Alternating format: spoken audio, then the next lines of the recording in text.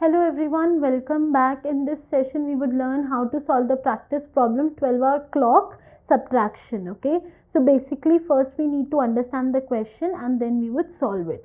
Basically in this question we have a 12-hour clock. Okay, let's say 12, 1, 2, 3, 4, 5, 6, 7, 8, 9, 10 and 11. Okay, we would be given two numbers, let's say n1, n2, and n1 would be greater than n1. So let's say n1 is 10 and n2 is let's say 8. Okay, now if I subtract n1 minus n2, I would get 2, right? And I can easily see 2 on the clock. So this is correct. But assume a situation in which I have,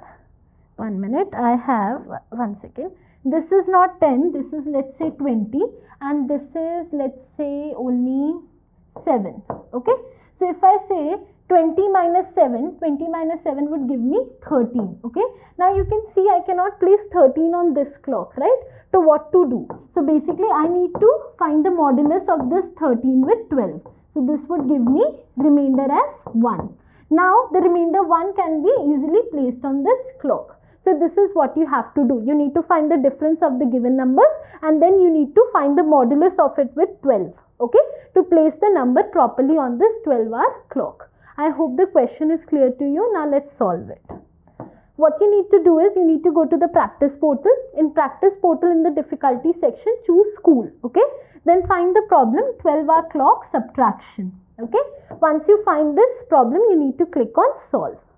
Okay, so here is the problem. Let's read it. Given two positive integers, number 1 and number 2, subtract number 2 from number 1 on a 12-hour clock rather than a number line. Okay, I hope the question is clear to you and we would be coding it over here. Okay, so let's code it. We can just code it in one line. Okay, see how. So you need to write return, okay, space, circular brackets, number 1 that is greater minus number 2. Okay, then this should be modulus 12. Okay, now I just need to click on compile and run to check if it is correct or not. Let's wait. The compilation is completed. My output is matching with the expected output. So now I would submit the given problem. Okay, let's wait. So the problem is solved successfully and this is how you solve the practice problem 12-hour clock subtraction. I hope this video was helpful for you and you guys like it. If you guys enjoyed this video, make sure you click on the like button and subscribe our channel.